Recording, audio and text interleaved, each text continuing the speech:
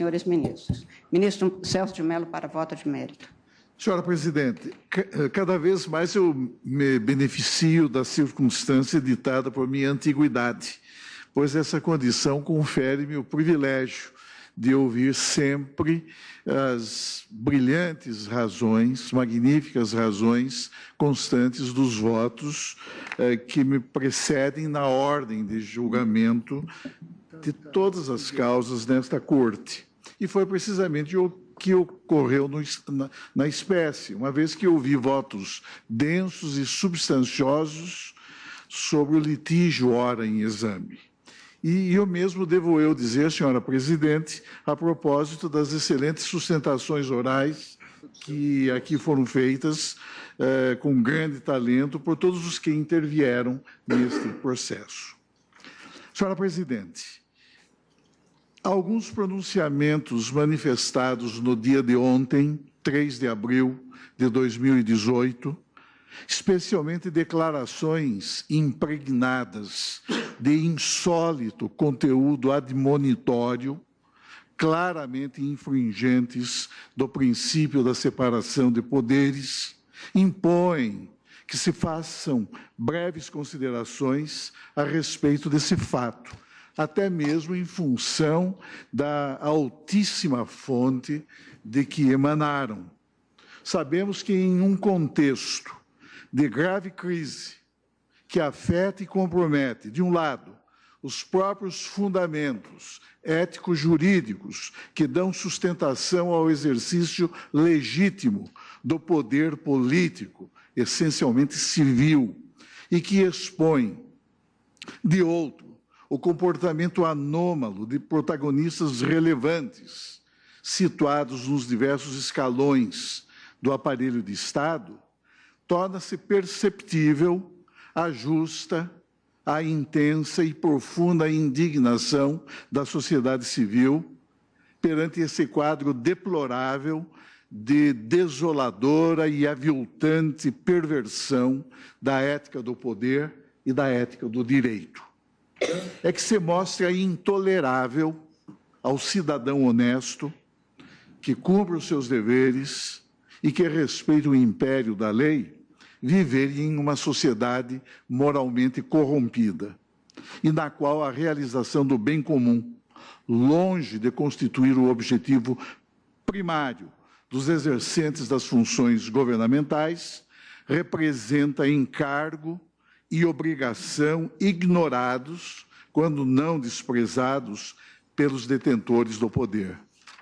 A corrupção governamental e a avidez criminosa de empresários que a fomentam em benefício próprio, culminam por capturar as instituições do Estado, tornando-as reféns de seus ilícitos e imorais propósitos, deformando e subvertendo o próprio sentido da ideia de república. E em situações tão graves assim, costumam insinuar-se perigosamente pronunciamentos ou registrar-se movimentos que parecem prenunciar a retomada de todo inadmissível de práticas estranhas e lesivas à ortodoxia constitucional, típicas de um pretorianismo que cumpre repelir. A nossa própria experiência histórica revela-nos e também nos adverte que insurgências de natureza pretoriana, à semelhança da ideia metafórica do ovo da serpente, descaracterizam a legitimidade do poder civil instituído e fragilizam as instituições democráticas, ao mesmo tempo em que desrespeitam a autoridade suprema da Constituição e das leis da República. Já se distanciam, no tempo histórico, os dias sombrios que recaíram sobre o processo democrático em nosso país, em momento declinante das liberdades fundamentais, quando a vontade hegemônica dos curadores do regime político então instaurado, sufocou de modo irresistível o exercício do poder civil. É preciso ressaltar que a experiência concreta a que se submeteu o Brasil no período de vigência do regime de exceção, entre 1964 e 1985, constitui, para esta e para as próximas gerações, marcante advertência que não pode ser ignorada. As intervenções pretorianas no domínio político e institucional têm representado momentos de grave inflexão no processo de desenvolvimento e de consolidação das liberdades fundamentais. Intervenções castrenses, quando efetivadas e tornadas vitoriosas, tendem, na lógica do regime supressor das liberdades que se lhes segue, a diminuir, quando não a eliminar, o espaço institucional reservado ao dissenso, limitando, desse modo, com danos irreversíveis ao sistema democrático, a possibilidade de livre expansão da atividade política e do exercício pleno da cidadania. E tudo isso, senhora presidente, tudo isso é inaceitável, porque o respeito indeclinável à Constituição e às leis da República representa limite inultrapassável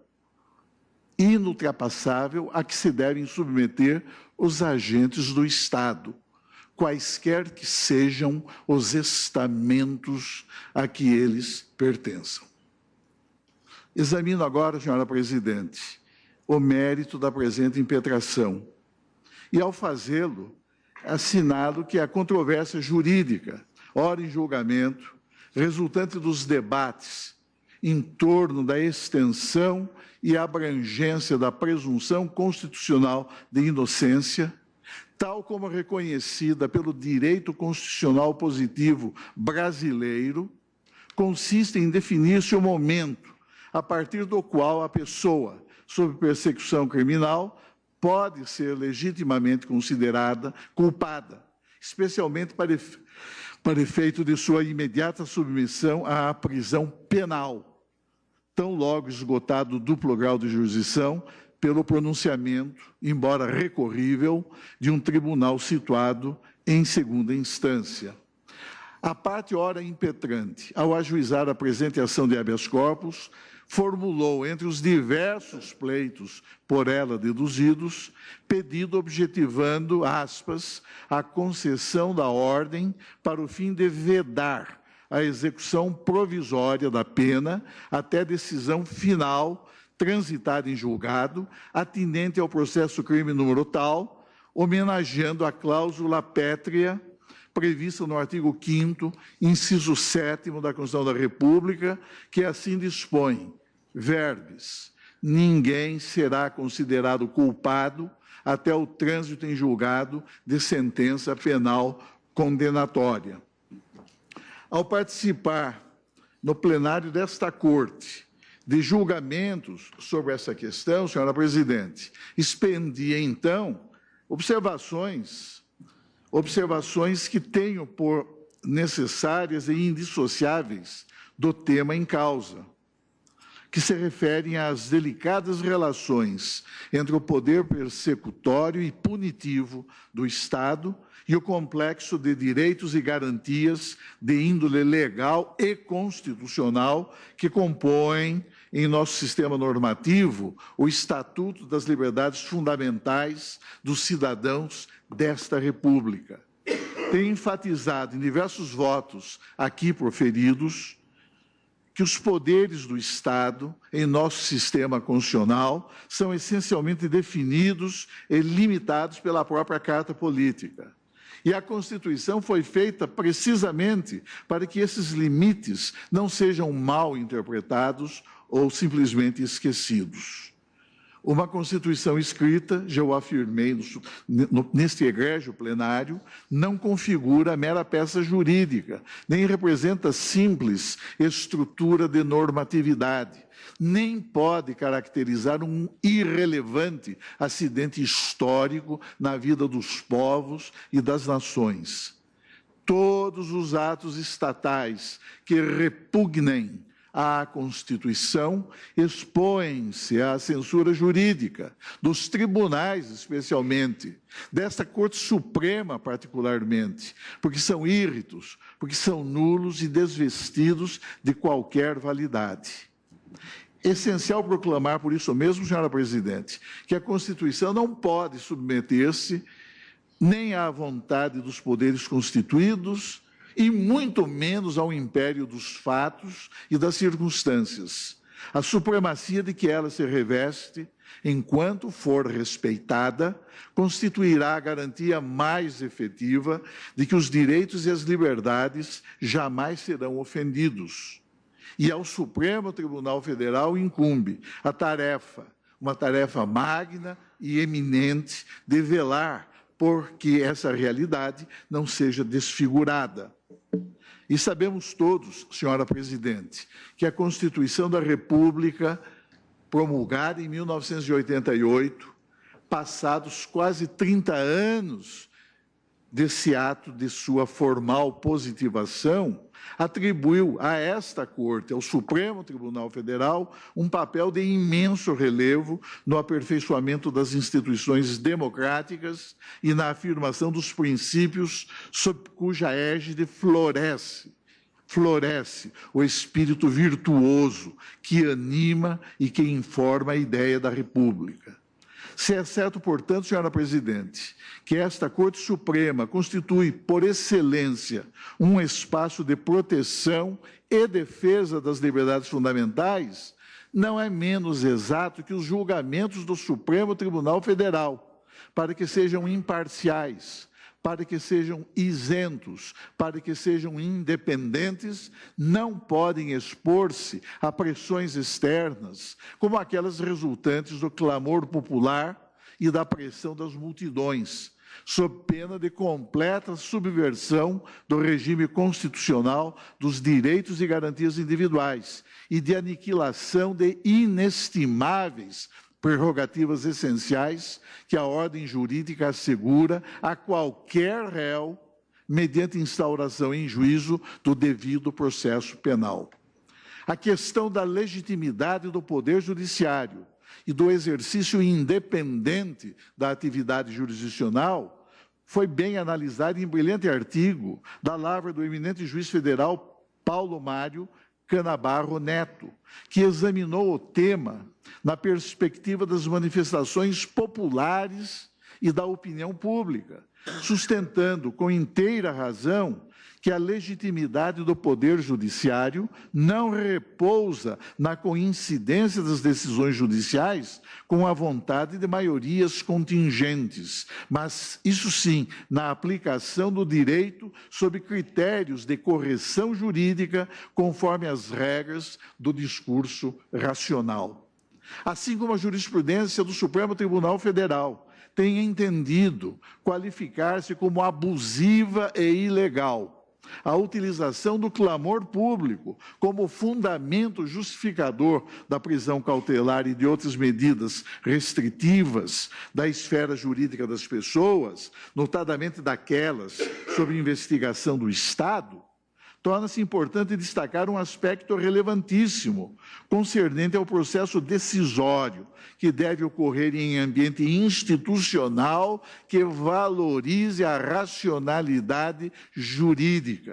Nesse contexto, senhora presidente, e embora jamais deixando de reconhecer que todos os cidadãos da República têm direito à livre expressão de suas ideias e pensamentos, torna-se necessário advertir que, sem prejuízo da ampla liberdade de crítica, que a todos é garantida por nosso ordenamento jurídico, os julgamentos do Poder Judiciário, proferidos em ambiente de serenidade, como bem destacou Vossa Excelência em oportuno pronunciamento feito anteontem, não podem deixar-se contaminar, qualquer que seja o sentido pretendido, por juízos paralelos, resultantes de manifestações da opinião pública que objetivem condicionar o pronunciamento de magistrados e tribunais, pois, se tal pudesse ocorrer,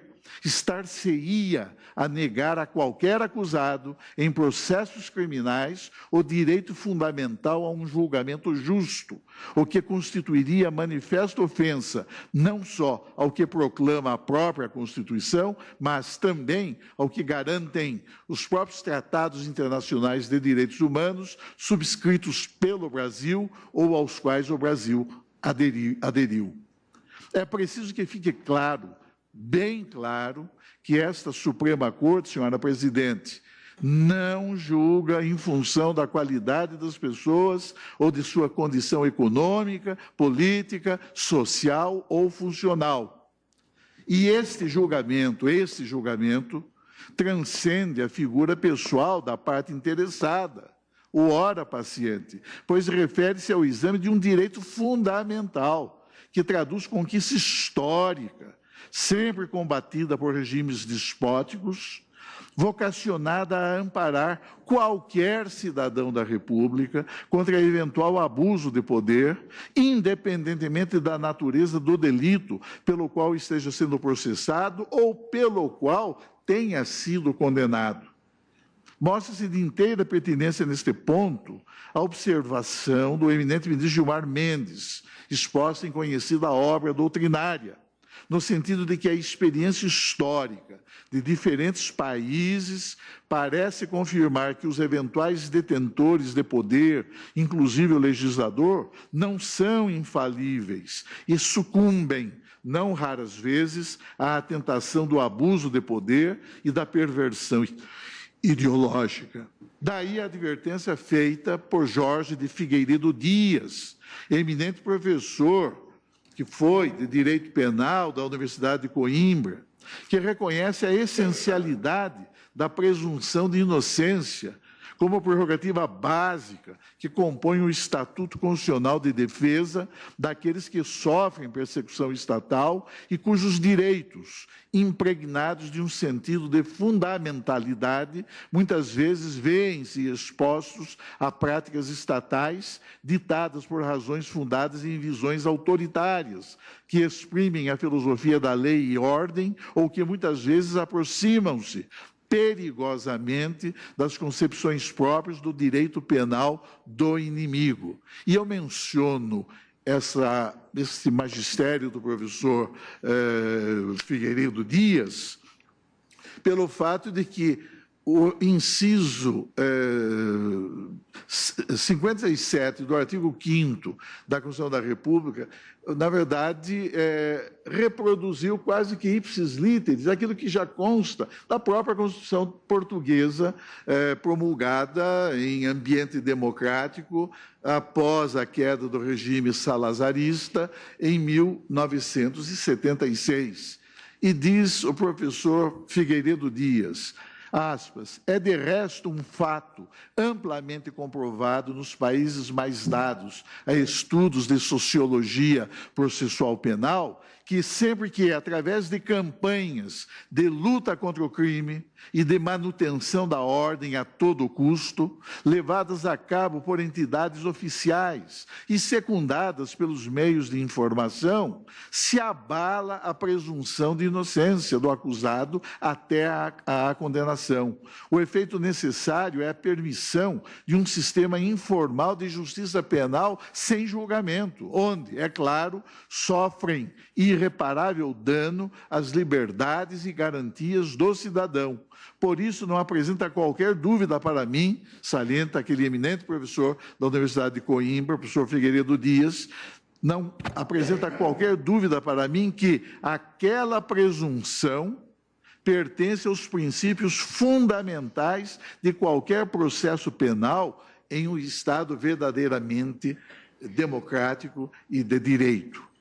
E o Supremo Tribunal Federal, senhora presidente, possui a exata percepção dessa realidade e tem, por isso mesmo, no desempenho de suas funções, um grave compromisso na preservação da intangibilidade da Constituição que nos governa a todos, sendo esta Corte o garante de sua integridade, impedindo que razões de pragmatismo de grupos ou de mera conveniência de instituições ou estamentos prevaleçam e deformem o significado da própria lei fundamental. Nada compensa a ruptura da ordem constitucional, porque nada recompõe os gravíssimos efeitos que derivam do gesto de infidelidade ao texto da lei fundamental da República, como adverte Conrad Hesse, em obra aqui já anteriormente citada e que foi objeto de tradução por parte do nosso eminente colega, ministro Gilmar Mendes. É que uma Constituição democrática, muito mais do que um estatuto de organização do poder e de garantia das liberdades públicas, reveste-se de alta significação emblemática, pois representa a expressão mais intensa do processo de transformação histórica da sociedade e do Estado, nela concentrando-se o modelo legitimador das práticas governamentais e do exercício dos direitos, garantias e deveres individuais e coletivos.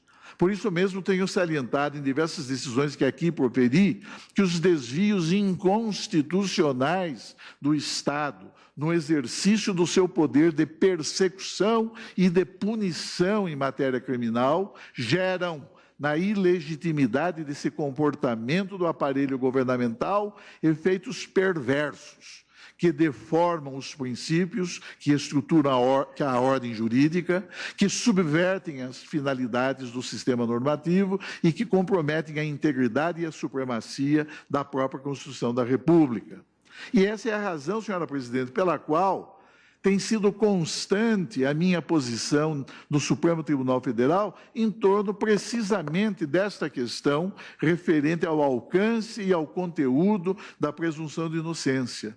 Para não recuar muito no tempo, senhora presidente, localizei acórdãos meus de que fui relator, que datam de 1989, 1996, 2000 e 2004, entre muitos outros, proferidos em períodos nos quais, assinale-se, o ora paciente sequer era presidente, 1989, 1996 e 2000, ou então em momento no qual nem mesmo existiam as operações referentes ao Mensalão e à Lava Jato, decisões de 2004.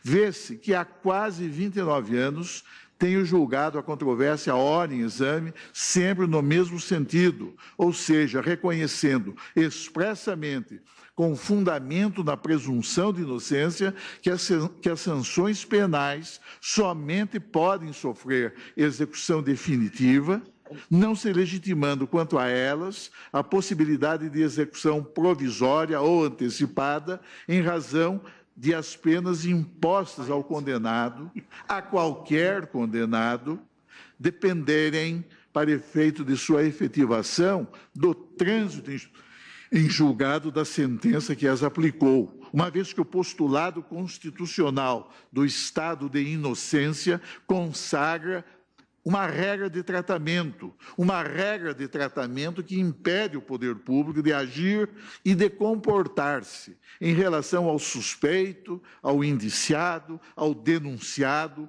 ou ao réu, como se estes já houvessem sido condenados definitivamente por sentença do Poder Judiciário.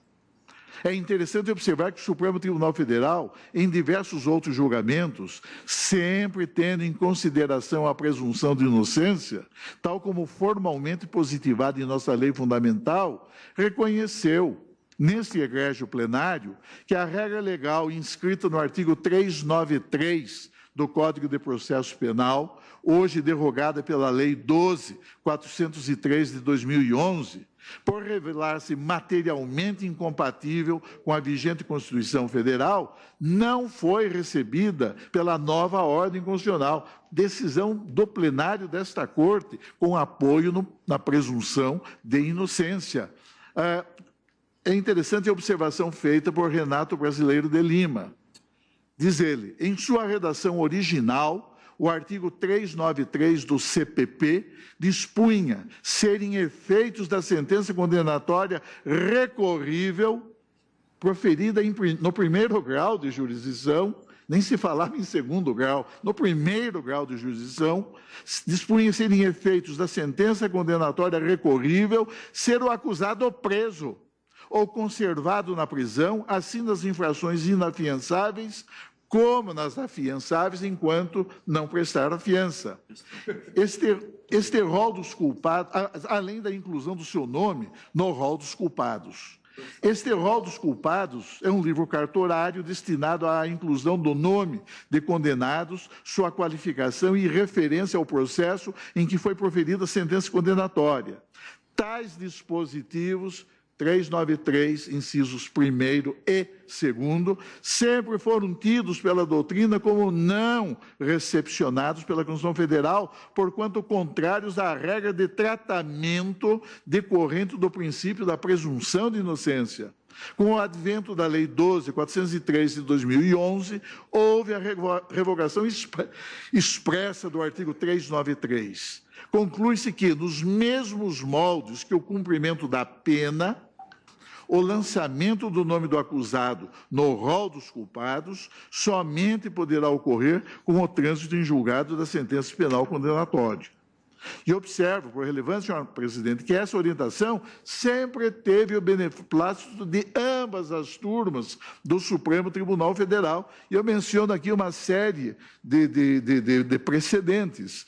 E destaco, inclusive, um da lavra do eminente ministro Carlos Veloso, disse Sua Excelência em ementa consubstanciadora do julgamento de um habeas corpus, o HC 82.812 do Paraná, de que foi relator o eminente ministro Carlos Veloso. Aspas. A jurisprudência do Supremo Tribunal Federal é no sentido de que o princípio constitucional da não culpabilidade impede que se lance o nome do réu no rol dos culpados antes do trânsito em julgado da decisão condenatória. Precedentes. HC conhecido em parte, nessa parte, deferido para que o nome do paciente seja retirado do rol dos culpados até o trânsito em julgado da decisão condenatória. Fecha aspas.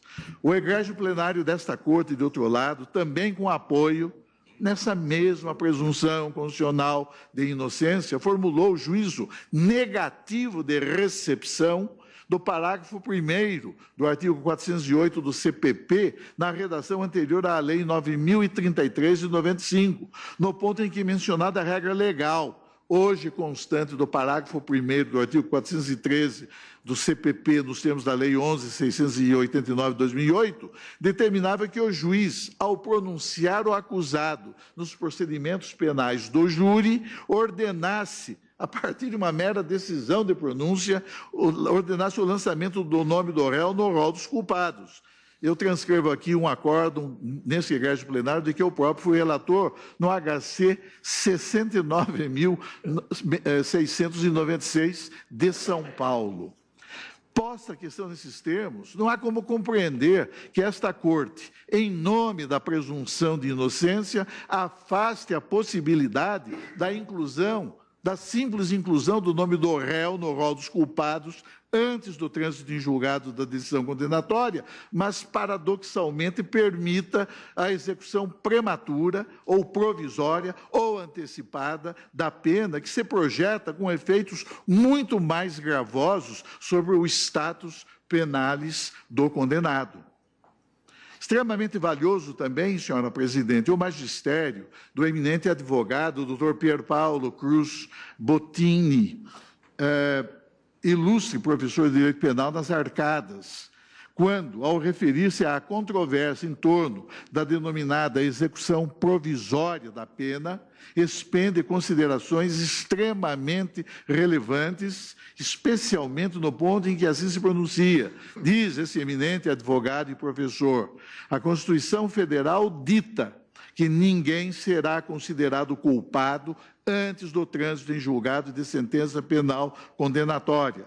Artigo 5º, inciso 57 da Constituição Federal. Para alguns, tal dispositivo consagra a presunção de inocência. Para outros, a presunção de não culpabilidade.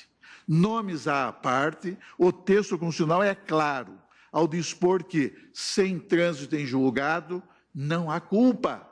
Sem trânsito em julgado, não há culpa. No plano legal, o artigo 283 do CPP expressa que ninguém poderá ser preso, senão em virtude de flagrante delito ou por ordem escrita e fundamentada da autoridade judiciária competente, em decorrência de sentença condenatória transitada em julgado ou, no curso da investigação ou do processo, em virtude de prisão temporária ou prisão preventiva. Não se trata de dispositivo antigo. A atual redação do artigo 283 do CPP foi aprovada em 2011. O anteprojeto que lhe deu origem foi subscrito ainda em 2001, por ninguém menos que Ada Pellegrini Grinover, Antônio Magalhães Gomes Filho, Escarance Fernandes, Petrônio Calmon Filho, Miguel Reale Júnior, Luiz Flávio Gomes, Nilzardo Carneiro Leão, René Ariel Dotti, Rogério Lauria Tucci e Sidney Benetti. Na exposição de motivos dela consta o seguinte trecho, aspas, o projeto sistematiza e atualiza o tratamento da prisão, das medidas cautelares e da liberdade provisória, com ou sem fiança. Busca, assim, superar as distorções produzidas no Código de Processo Penal com as reformas que, rompendo com a estrutura originária, desfiguraram o sistema.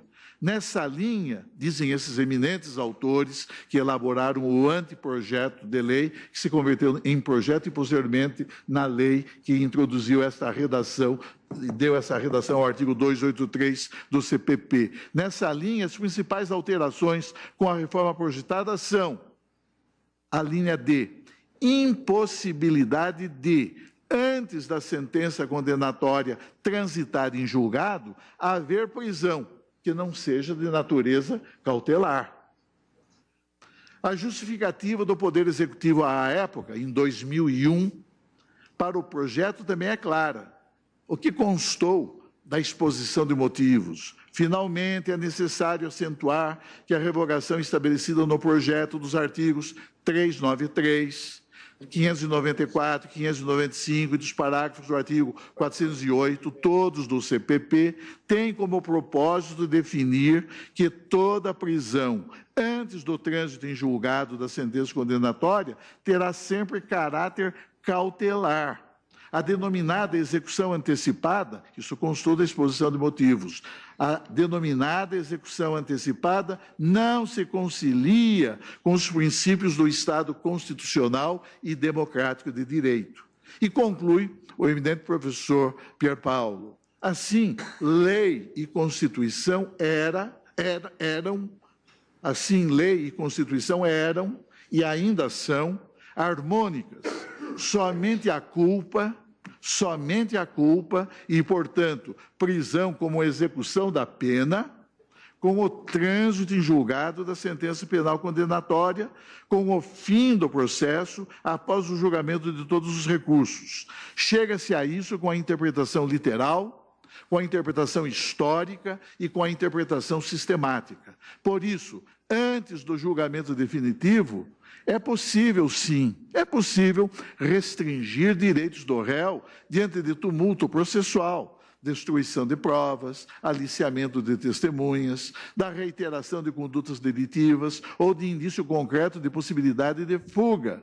Fora disso, ele é inocente ou não culpado e, como tal, deveria ser tratado. Há quem diga, e muitos o fazem, que a decisão é importante porque os réus usam recursos demais, porque os réus postergam o final do processo e, com isso, os réus geram impunidade pela prescrição. Aqui, duas ponderações. Uma, se os recursos estão previstos em lei, devem e podem ser usados. Se não o forem, o advogado infringe seus deveres profissionais por assistir de forma inepta seu cliente. Duas, a mesma legislação prevê filtros para o exagero recursal, como a necessidade de demonstrar a repercussão geral do RE e a possibilidade de decisão monocrática no recurso especial, quando a tese já esteja sedimentada em sentido contrário ao pretendido. Porém, ainda que se insista que existem recursos demais, esse não é um problema do Poder Judiciário, e muito menos das pessoas que sofrem persecução criminal. Esse é um problema da lei, do Congresso Nacional. Poderia o legislador restringir as hipóteses de recursos especiais e extraordinários, ampliar seus requisitos, dificultar sua interposição, como propôs o ministro aposentado, ministro Peluso, em anteproposta de emenda constitucional. Assim, o processo terminaria mais cedo e seria possível executar a pena sobre os culpados, mas a partir de decisões transitadas em julgado. Cabe acentuar, digo eu, senhora presidente, que a presunção de inocência, que confere suporte legitimador a um direito fundamental, protegido por cláusula pétrea, titularizado pela generalidade das pessoas, e sem qualquer exceção, não se reveste, ao contrário do que muitos dizem, não se reveste de valor absoluto, porque encontra limite temporal no trânsito em julgado da sentença penal condenatória, a partir de cuja consumação o condenado passe, então, em razão desse novo status penalis, a ostentar a condição de culpado. Mais do que isso, cumpre esclarecer que a presunção de inocência também não impede a imposição de prisão cautelar em suas diversas modalidades. Em determinada nota técnica que nos foi apresentada, falou-se que, levada ao extremo, a presunção de inocência inibiria o Estado até mesmo de instaurar investigações penais. Errado. Por quê? Porque a presunção de inocência, ela impede que, antes do trânsito em julgado de uma sentença penal condenatória, o Estado formule juízos, antecipe juízos de culpabilidade. A abertura de uma investigação penal, por si só, não constitui um ato arbitrário, ao contrário, é uma imposição que se estabelece e que tem por destinatários os órgãos da persecução penal, a Polícia Judiciária, o próprio Ministério Público. Agora, o Supremo Tribunal Federal, desde o final da década de 80, eu estou aqui documentando esses vários precedentes, um dos quais meu, de 7 de novembro de 1989, o Supremo Tribunal Federal tem dito que a prisão em flagrante, a prisão temporária, a prisão preventiva, a prisão resultante de decisão de pronúncia, a prisão fundada em condenação penal meramente recorrível, são 5 modalidades do gênero prisão cautelar. É claro, para que se efetive é preciso que os requisitos típicos próprios da cautelaridade estejam presentes. Mas, enfim, torna-se legítima a utilização desses instrumentos de tutela cautelar penal por parte do Estado, mas sem que tais atos que realmente privam a pessoa de sua liberdade, sem que tais atos tenham por fundamento um inadmissível juízo de culpabilidade. Eu menciono, então, o HC 67607 do Rio Grande do Sul, que fui relator em 7 de novembro de 1989. O que disse esta Corte? O princípio constitucional da não culpabilidade, que sempre existiu de modo imanente em nosso ordenamento positivo, foi explicitamente proclamado agora. Mas o Supremo Tribunal Federal, já vigente, a Carta de 67 e a Carta de 69, extraiu essa prerrogativa a partir do parágrafo 36 do artigo 150 ou 153. 150 na Carta de 67, 153 na Carta de 69. E isso daí foi, inclusive, mencionado pelo doutor Batóquio da tribuna, quando se referiu a um importante julgamento do Tribunal Superior Eleitoral, que contou com votos substanciosos de dois eminentes e saudosos ministros desta corte, o ministro Xavier de Albuquerque e o ministro Leitão de Abreu.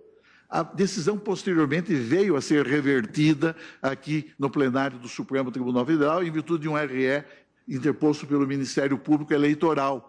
Mas a questão toda envolvia uma inaceitável antecipação de culpa, não é, em matéria eleitoral, cuja lei complementar número 5 de 70, que era a lei de inelegibilidade, estabelecia a inelegibilidade de quem? De uma pessoa contra quem fosse oferecida acusação penal e a acusação fosse recebida pelo judiciário por certos delitos. Pois bem, o TSE entendeu que isso era incompatível com o princípio do estado de inocência, que, embora não explicitamente contemplado na carta então em vigor, a chamada Emenda 1, na verdade, uma carta federal travestida de emenda, outorgada por um triunvirato militar, e daí o perigo do pretorianismo, dos atos que podem conduzir às intervenções pretorianas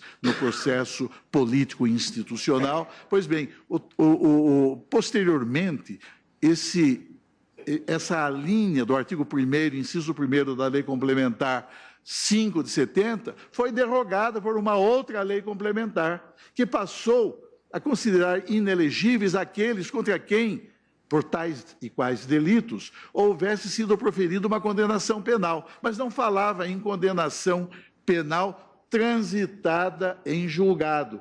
Pois bem, veio um recurso extraordinário para o Supremo Tribunal Federal, um recurso extraordinário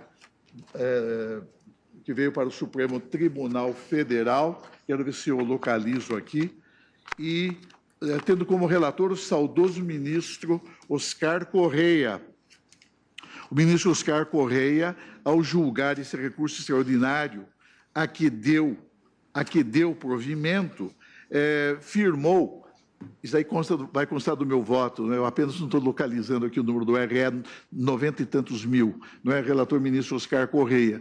O que disse o Supremo Tribunal Federal, a sentença condenatória a que se refere o artigo 1º, inciso 1º, a linha, talvez, não sei, da Lei Complementar 5 de 70, a sentença condenatória, para gerar a inelegibilidade, só pode ser a sentença penal condenatória transitada em julgado. Isso disse essa Corte, não é? Ao interpretar uma determinada lei complementar, 40 e tantos, não é, de 81 a 82, governo Figueiredo. Então, quer dizer, essa discussão em torno da exigibilidade do trânsito em julgado, mesmo no momento em que sequer a Carta Constitucional explicitamente contemplasse esse postulado, esta Corte já vinha entendendo que se impunha o trânsito em julgado. Pois bem, o Supremo Tribunal Federal, nesses vários precedentes, o saudoso ministro Passarinho, HC 67.841, de 5 de abril de 91, dizendo que o Supremo Tribunal Federal tem decidido que o disposto no inciso 57 do artigo 5º da Constituição de 88, ao dizer que ninguém será considerado culpado até o trânsito em julgado de sentença penal condenatória, não revogou os dispositivos do Código de Processo Penal que prevêem a prisão processual, a prisão cautelar. Há outro acórdão aqui, de que fui relator também, o HC 89.754, da Bahia. Isso significa, portanto, ao contrário do que se tem erroneamente divulgado, que a corrente ainda minoritária neste plenário, que entende necessário respeitar-se o critério do trânsito em julgado, fala-se que essa corrente ainda minoritária, neste plenário, não permite, não autoriza a prisão, de modo algum. É perfeitamente possível, desde precedentes desta Corte, a partir de 1989, admitindo a convivência entre os instrumentos de tutela cautelar penal, entre as diversas modalidades de prisão cautelar de um lado e o postulado do estado de inocência. E a razão é simples. Por quê? Porque a prisão cautelar não tem por fundamento um juízo de culpabilidade. Não há nada que estabeleça uma relação de antinomia, de conflito entre os fundamentos de uma prisão cautelar e o princípio do estado de inocência. Pois, como ninguém o ignora, a prisão cautelar, que não se confunde com a prisão penal, essa sim, com fundamento de um título executivo judicial, não é, que consubstancia uma decisão condenatória transitada em julgado, não objetiva, a prisão cautelar não objetiva infligir punição à pessoa que a sofre. Não traduz, em face da própria finalidade a que se destina, qualquer ideia de sanção. Na realidade, a prisão cautelar constitui instrumento destinado a atuar em benefício da investigação penal, em benefício do processo penal, como já observava Basileu Garcia, que era penalista, mas fez comentários ao Código de Processo Penal em 1945 para a editora Forense. E ele, ao comentar, digamos, essa questão, diz exatamente isso. É preciso não confundir as diversas modalidades de prisão cautelar com a prisão penal. Ou seja, o famoso cárcer ad penam, em contraposição ao cárcer ad custodiam. Pois bem, e a jurisprudência do Supremo Tribunal Federal tem feito essa distinção, tem dito e tem advertido.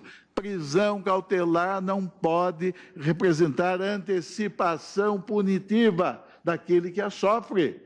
Por quê? Porque não se fundamenta em qualquer juízo de culpabilidade, porque não constitui uma sanção. E não constitui demasia assinalar, senhora presidente, que o conceito de presunção de inocência, quando examinado na perspectiva do nosso ordenamento constitucional, inciso 57 do artigo 5º, deve ser considerado nas múltiplas dimensões em que se projeta, valendo destacar por expressivas, como registra Paulo Calef em monografia sobre o tema, as seguintes abordagens que esse postulado constitucional enseja: a presunção de inocência como norma de tratamento, a presunção de inocência como norma probatória, a presunção de inocência como norma de juízo. É por essa razão, assinala esse eminente advogado gaúcho, que desde os primeiros momentos da investigação preliminar, havendo um juízo de atribuição de conduta criminosa a alguém, o princípio da presunção de inocência protegerá o imputado com toda a amplitude exigida pela Constituição, seja como norma de tratamento, seja como norma probatória, seja como norma de juízo, assegurando que tão importante garantia não se torne mera retórica em nosso cotidiano jurídico, a significar que o direito fundamental, é um direito fundamental, o direito de ser presumido inocente, nos precisos termos em que esse direito vem proclamado e assegurado por nossa Carta Magna, não deve expor-se sob pena de frontal transgressão à autoridade da Constituição da República, diz esse ilustre advogado gaúcho, a quaisquer interpretações flexibilizadoras do seu conteúdo e da extensão dos seus efeitos. Vale enfatizar que o magistério do Supremo Tribunal Federal, ao apreciar a presunção de inocência como norma probatória, uma das dimensões em que se desenvolve essa prerrogativa, tem reiteradamente advertido que as acusações imputações penais não se presumem provadas, pois o ônus da prova referente aos fatos constitutivos da imputação penal, vale dizer, o ônus da prova referente à demonstração da autoria ou participação no evento delituoso, o ônus da prova referente à materialidade do evento, do resultado criminoso e o ônus da prova em torno do nexo causal ou da relação etiológica de causa e efeito entre a conduta e o resultado, enfim, são os elementos que compõem o fato constitutivo do pedido que formula o órgão acusador. Esse ônus incide e incumbe exclusivamente a quem acusa. Por quê? Porque não compete ao réu, em nosso sistema jurídico, demonstrar a sua própria inocência. Ao contrário, cabe ao Ministério Público comprovar, e de forma inequívoca e de modo lícito, em plenitude, para além de qualquer dúvida razoável, a culpabilidade do acusado e os fatos constitutivos da própria imputação penal pertinentes à autoria, participação, materialidade e relação de causalidade. E menciono aqui precedentes. É por tal motivo que a presunção de inocência, enquanto limitação constitucional ao poder do Estado, e realmente a presunção de inocência é um instituto bifronte, representa uma limitação imponível ao Estado que investiga, ao Estado que processa, ao Estado que julga, mas também representa um direito fundamental em favor de qualquer pessoa submetida a atos de persecução criminal por parte de agentes e autoridades estatais. Então, é por esse motivo que a presunção de inocência, enquanto limitação constitucional ao poder do Estado, faz recair sobre o órgão da acusação e agora, de modo muito mais intenso, o ônus substancial da prova, fixando diretriz a ser indeclinavelmente observada pelo magistrado e também pelo legislador. Os princípios democráticos, que informam o modelo constitucional consagrado na nossa Constituição, promulgada há quase 30 anos, em 88, repelem qualquer comportamento estatal transgressor do dogma, segundo o qual não haverá culpa penal por presunção. Não haverá também responsabilidade criminal por mera suspeita. Eu menciono precedentes aqui. Insiste-se, portanto, na asserção de que o postulado do estado de inocência repele suposições ou juízos prematuros de culpabilidade, até que sobrevenha, como o exige a Constituição do Brasil, o trânsito em julgado da condenação penal. Só então deixará de subsistir, em relação à pessoa condenada, a presunção de que é inocente, de que não é culpada. E lembro-me de que, no passado, sob a égide autoritária do Estado Novo, editou-se o Decreto-Lei 88, de 20 de dezembro de 1937. Vale dizer, Vargas instaurou uma ordem ditatorial no país no dia 10 de novembro de 1937. 40 dias após, no dia 20 de dezembro de 1937, ele edita o Decreto-Lei 88.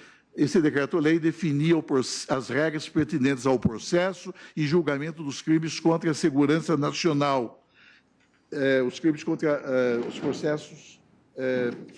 O processo de julgamento dos crimes contra a segurança nacional. E, absurdo, mas, enfim, natural, compatível com a lógica autocrática do regime político, então, instituído no país. Esse decreto-lei impunha ao acusado o ônus de provar a sua própria inocência.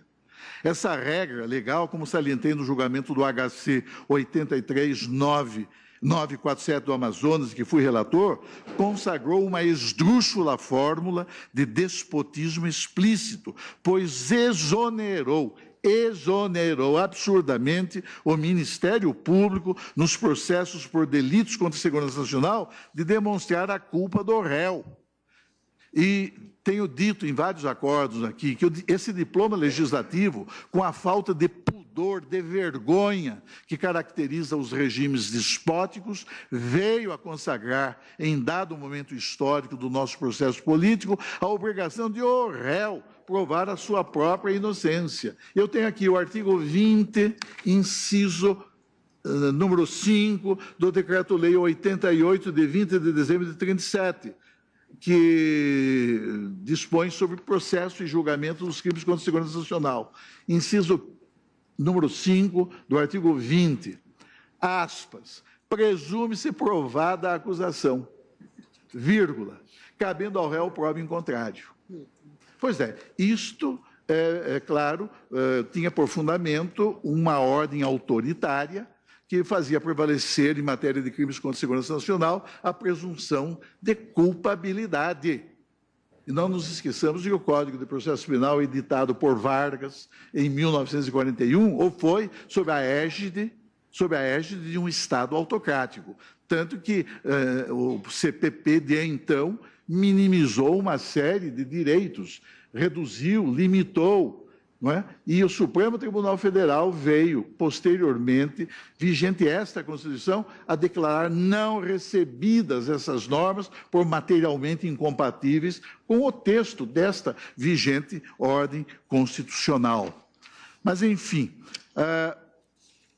eu aqui continuo, enfim, discorrendo sobre os diversos aspectos e as diversas dimensões em que se projeta a presunção constitucional de inocência, não é?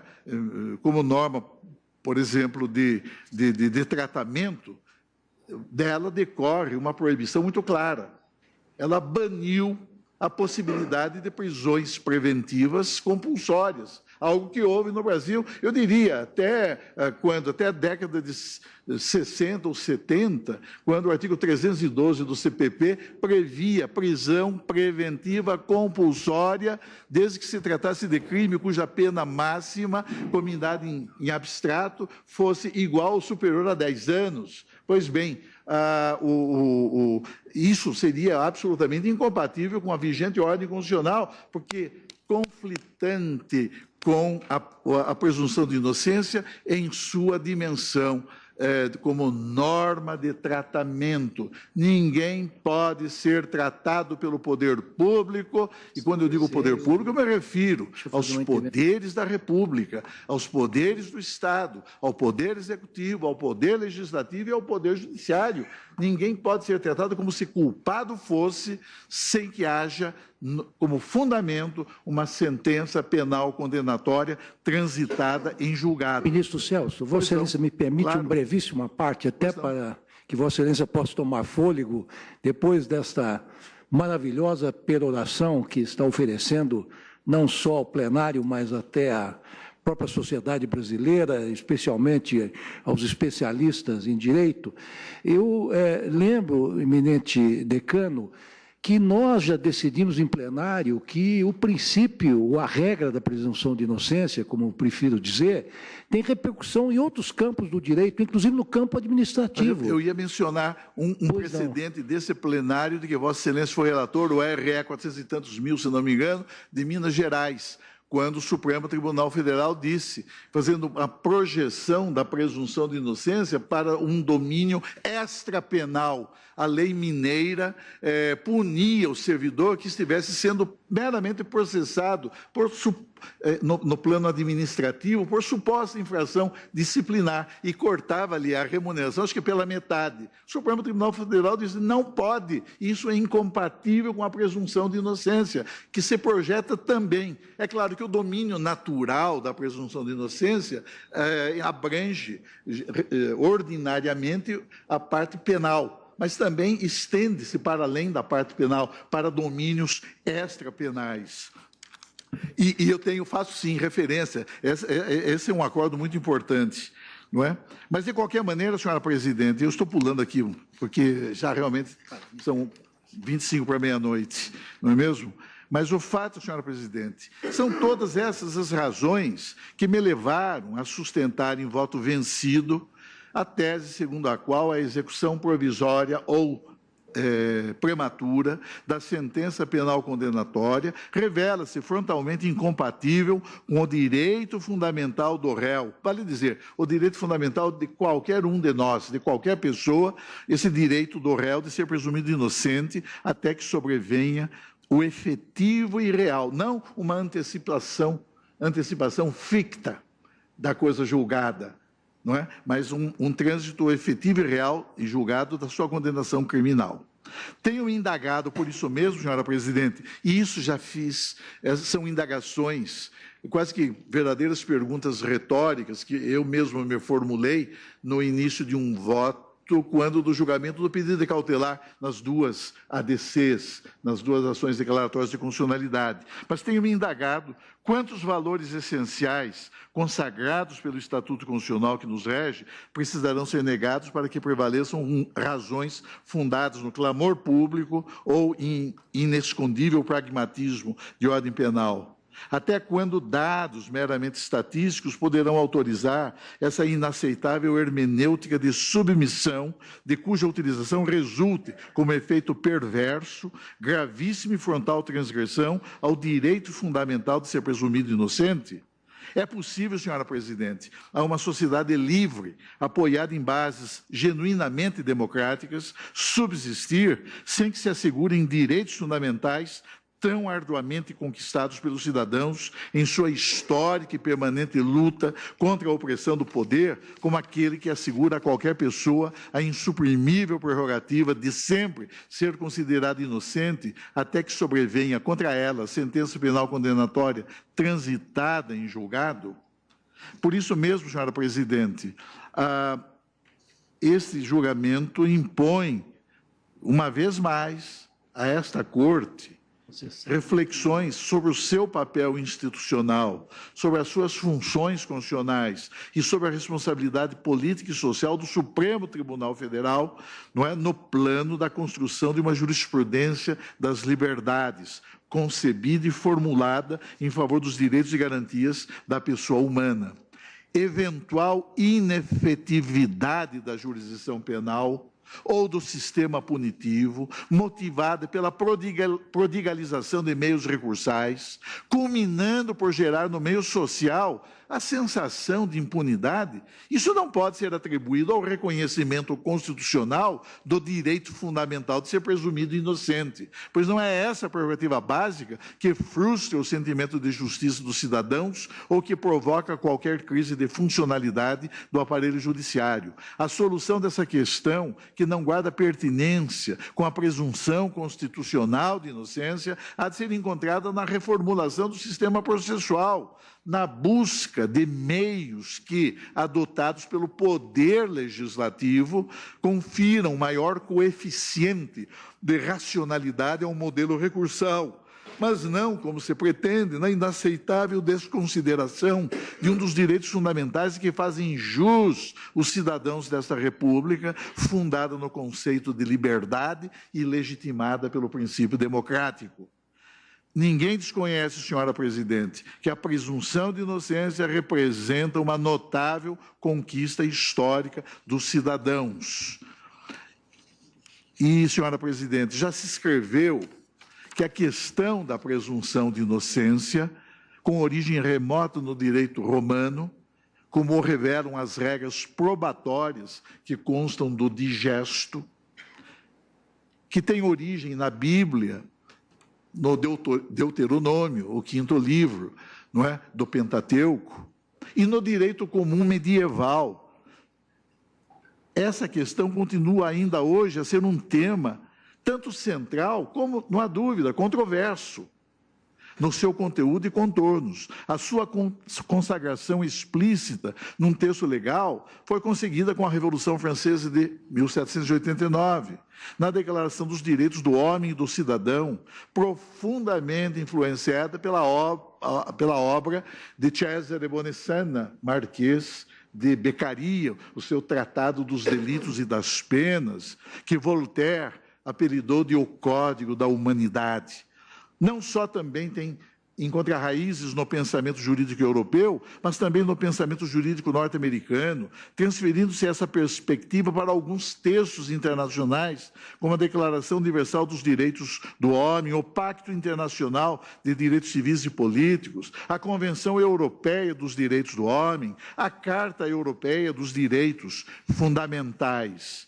A consciência do sentido fundamental desse direito básico é enriquecido pelos grandes postulados políticos, doutrinários e filosóficos do iluminismo, projetou-se, como sabemos, com grande impacto na Declaração dos Direitos do Homem e do Cidadão de 1789, cujo artigo 9º solenemente proclamava a presunção de inocência com expressa repulsa às práticas absolutistas do antigo regime.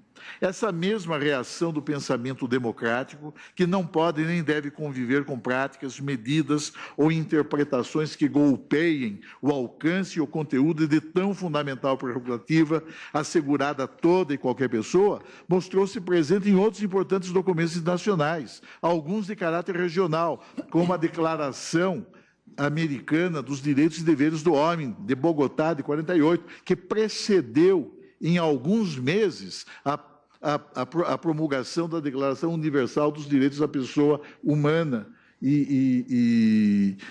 a Convenção Americana sobre Direitos Humanos, o Pacto de São José, a Convenção Europeia para a Salvaguarda dos Direitos do Homem e das Liberdades Fundamentais, a Carta dos Direitos Fundamentais da União Europeia, a Carta Africana dos Direitos Humanos e dos Povos e a Declaração Islâmica sobre Direitos Humanos e outros de caráter global, como o Pacto Internacional sobre Direitos Civis e Políticos adotado pela Assembleia Geral. É certo, sim, como aqui já foi dito, é certo que esses importantes documentos internacionais, embora proclamem a presunção de inocência, não estabelecem, contudo, quanto a ela, a exigência do trânsito em julgado. Ocorre, no entanto, senhora presidente, que estamos aqui e agora a examinar e a interpretar uma cláusula fundamental da Constituição do Brasil, que, ao referir-se ao postulado do estado de inocência, exige e impõe o critério do trânsito em julgado. Isso daqui é bastante importante, uma vez que, como eu vou fazer menção logo à frente, eu já vou me referir a isso, é inadequado estabelecer-se qualquer comparação entre o modelo constitucional brasileiro e aquele que vige nos Estados Unidos ou no Reino da Espanha. Por quê? Porque esses estados nacionais não impõem o critério do trânsito em julgado, preferiram optar por outros critérios. Mas nós estamos a interpretar o inciso 57 do artigo 5º, que claramente, explicitamente, impõe necessariamente a existência do trânsito em julgado. Relevante observar também, senhora presidente, a partir da outra lição exposta por Antônio Magalhães Gomes Filho, eminente professor da Faculdade de Direito do Largo de São Francisco, e foi meu colega de classe nas Arcadas e também colega de concurso no Ministério Público, o professor Antônio Magalhães Filho, a partir dessa lição que ele expõe em obra monográfica, ele destaca o conflito ideológico entre o valor do princípio democrático, que consagra o primado da liberdade, e o desvalor dos postulados autocráticos, desvalor que privilegia a onipotência do Estado. E isso revelou-se muito nítido na Itália, a partir já do século XIX, quando se formaram em momentos sucessivos 3 escolas de pensamento em matéria penal. A escola clássica, cujos maiores expoentes foram Francesco Carrara, com a sua famosa obra, o Programa de Direito Criminal, e Giovanni Carmignani, que sustentavam, inspirados nas concepções iluministas, o dogma da presunção de inocência. A que se seguiram, no entanto, os adeptos da escola positiva, como Enrico Ferri e Raffaele Garofalo, que preconizavam a ideia de ser mais razoável presumir a culpabilidade das pessoas e, finalmente, a refletir o espírito do tempo que tão perversamente buscou justificar visões e práticas totalitárias de poder, a escola técnico-jurídica, que teve em Emanuele Carnevale e em Vincenzo Mancini os seus corifeus, responsáveis, entre outros aspectos, pela formulação da base doutrinária que deu suporte a uma noção prevalente ao longo do regime totalitário fascista. A noção segundo a qual não tem sentido nem é razoável presumir-se a inocência do réu. O exame da obra de Vincenzo Mancini, escrita, como vimos, sob a égide do regime fascista de Mussolini, reflete com exatidão essa posição nitidamente autocrática, que repudia, aspas, a chamada tutela da inocência e que vê, aspas, na pretendida presunção de inocência, aspas, algo absurdamente paradoxal e irracional. Eu continuo, senhora presidente, está tudo para efeito de documentação, eu fiz consignar uma série de outras e muitas considerações. Apenas para concluir o meu voto, senhora presidente, eu reitero que o eminente ministro Marco Aurélio fez consignar em seu douto voto a exigência do critério do trânsito em julgado não constitui uma singularidade do constitucionalismo brasileiro.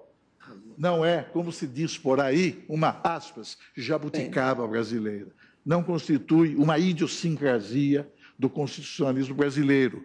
Por quê? Porque há pelo menos 2 estados de perfil claramente democrático, a Itália, com a sua Constituição de 47, que passou a vigorar a partir de 48, e Portugal, a Constituição de 1976. Ambas as constituições consagram o critério do trânsito em julgado. No caso da Constituição italiana, é o artigo 27. No caso da Constituição portuguesa, é o artigo 32, inciso 2º. E é interessante, o inciso 2º da Constituição portuguesa. Todo arguido se presume inocente até ao trânsito em julgado da sentença de condenação. Por isso, aqui eu trago à colação de novo o magistério, exposto em outra obra doutrinária, do professor Jorge de Figueiredo Dias, professor de Direito e Processo Penal na Faculdade de Direito da Universidade de Coimbra, quando ele examina essa cláusula tutelar, não é, da Constituição portuguesa, que sobreveio à queda do regime de Salazar. Na verdade, era o professor Marcelo Caetano, quem era o primeiro-ministro na época. Salazar já tinha falecido um pouco antes. E o professor Figueiredo Dias, Jorge de Figueiredo Dias, esclarece e diz expressamente: enquanto o arguido não for declarado culpado por decisão com força de coisa julgada, é reputado inocente. E eu menciono também, eu acho importante, pelo menos 2 acórdãos, não do Supremo Tribunal de Justiça português, mas do Tribunal Constitucional da República Portuguesa, em diferentes períodos. O mais recente é de 2016, o Acórdão 273 de 2016, de que foi relator o conselheiro Fernando Ventura. E o outro é o Acórdão 123 de 92, de que foi relator o conselheiro Monteiro Diniz. Menciono aqui, transcrevo digamos, a ementa dos acórdãos, mostrando qual é a posição do Tribunal Constitucional português. Mais à frente eu faço também outras considerações, trago também à luz da doutrina portuguesa. Por que portuguesa? Insisto, porque a Constituição de Portugal de 76 foi praticamente reproduzida, quase que ipsis verbis, pela Constituição brasileira de 88, nesse ponto. E menciono um caso que vale a pena, apenas de passagem, relembrar. O plenário do Supremo, este plenário, em julgamento proferido sob a égide da Carta Política de 67, que não previa, de modo explícito, o direito fundamental à presunção de inocência, mas que foi reconhecido como imanente ao sistema constitucional com base no artigo 150, parágrafo 35 daquela carta, declarou a inconstitucionalidade parcial do artigo 48 do Decreto-Lei 314 de 67, a antiga Lei de Segurança Nacional, no ponto em que essa regra legal impunha ao réu, como efeito automático, fosse de uma prisão em flagrante delito ou do mero recebimento da denúncia, a suspensão do exercício da profissão, do emprego em entidade privada, até que sobreviesse eventualmente uma sentença absolutória. Pois o Supremo Tribunal Federal, apenas com o voto vencido do saudoso e eminente ministro e professor Moacir Amaral Santos, que ficou vencido, mas, no mais, prevaleceu a posição do saudoso ministro Temístocles Brandão Cavalcante. Essa é o HC 45.232 da antiga Guanabara. Está na RTJ 44, página 322 e seguintes. Portanto, vejam bem, o Supremo Tribunal Federal, não a partir de hoje, mas desde então, sempre se preocupou e sempre se envolveu na discussão em torno da presunção de inocência, mesmo no período em que as cartas outorgadas ao país sequer previam de modo explícito como esta a prerrogativa fundamental de qualquer pessoa de ser considerada inocente até que sobrevenha contra ela sentença penal condenatória transitada em julgado. Ministro Celso de Mello, Vossa Excelência me permite, até para fazer justiça, porque levei para casa e procedi à leitura. Nesse sentido, é o parecer ofertado pro bono pelo professor José Afonso da Silva. Sim, eu faço referência, é que estou pulando, não é pelo adiantado da hora, quase meia-noite, mas o professor José Afonso da Silva apresentou, não é, produziu um belíssimo parecer. E falo aqui também sobre o significado da coisa julgada e sobre a própria natureza jurídica de uma sentença, não importa se civil ou penal, recorrível, o caráter instável desse ato processual. Menciono aqui, inclusive, a lição do saudoso professor José Carlos Barbosa Moreira, quando diz que o grau de instabilidade de uma sentença recorrível é enorme. Não é? E eu transcrevo esse trecho da lição daquele eminente processualista. E, finalmente, mesmo que nós, por um momento, abandonássemos a discussão no plano constitucional, não podemos ignorar o que diz a legislação ordinária. O artigo 50 do Código Penal não permite a execução de uma simples pena de multa criminal, a não ser depois do trânsito em julgado da condenação criminal, da condenação penal. Artigo 50 do Código Penal está lá. Ou então o artigo 105 da Lei de Execução Penal, pena privativa de liberdade só se executa depois de transitada em julgado a condenação penal que a impôs. A mesma coisa em relação às penas restritivas de direitos, artigo 147, Lei de Execução Penal. E o Código de Processo Penal Militar, o que é que diz? Diz o seguinte: transitando em julgado a sentença que impuser pena privativa de liberdade, o auditor ordenará, então, a expedição da carta de guia, hoje chamada de guia de recolhimento, mas a antiga carta de guia, artigo 594, ou então, artigo 604. Portanto, qualquer que seja o fundamento, seja um fundamento de ordem constitucional, seja um fundamento de natureza meramente legal, o fato é que, segundo penso e peço licença e respeitosa vênia aos que pensam de forma contrária, que nenhuma execução de condenação criminal em nosso país, mesmo que se trate de simples pena de multa, pode ser implementada sem a existência do indispensável título judicial definitivo resultante do necessário trânsito em julgado de sentença penal condenatória. A lei é muito clara a esse respeito. São, portanto, essas, senhora presidente, as razões que me levam a concluir: presente o que se contém, contemplando o que está consignado na Constituição da República, da nossa Constituição e na legislação processual penal do Estado brasileiro, que o reconhecimento, inclusive dessa tese da execução provisória de uma condenação criminal ainda não transitada em julgado, significa admitir-se com toda a vênia, um equívoco que me parece totalmente inconstitucional e também ilegal. Eu concluo meu voto, senhora presidente, e ao fazê-lo, e excusando-me pelo adiantado da hora, mas eu acho que este é um julgamento em que os ministros devem expor claramente a sua posição. E é um julgamento de grande importância, por quê? Porque ele, na verdade, como disse, ele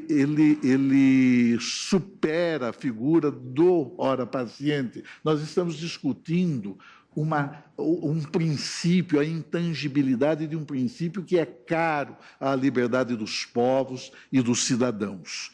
Por isso, senhora presidente, eu peço vênia, não é, aos que pensam, não é, em sentido contrário, embora reconheça o brilho, não é, dos votos proferidos, mas eu peço vênia para acompanhar integralmente o eminente ministro Ricardo Lewandowski. E, em consequência, eu defiro o pedido de habeas corpus em sentido muito mais amplo, reafirmando no que concerne a postulação principal, não é, que a execução provisória ou prematura da sentença penal condenatória revela-se frontalmente incompatível com o direito fundamental do paciente de ser presumido inocente até que sobrevenha o trânsito em julgado de sua condenação criminal, tal como expressamente assegurado por quem? Pela própria Constituição da República, artigo 5º, inciso 57. Nesse sentido, senhora presidente, Celso, apenas para lembrar, e vamos ter que, a prevalecer essa ótica, declarar inconstitucionais inúmeros dispositivos do Código de Processo Penal e do Código Penal também. Sim. Porque no tocante, por exemplo, a pena de multa, aquela conversão em dívida ativa da Fazenda Pública, a condição para haver a conversão é o trânsito em julgado. E o artigo 50 é claro. Saltou que nem a multa pode ser após o imposta trânsito em sem o julgado, trânsito em cobra-se a julgado. pena de multa criminal. Presidente.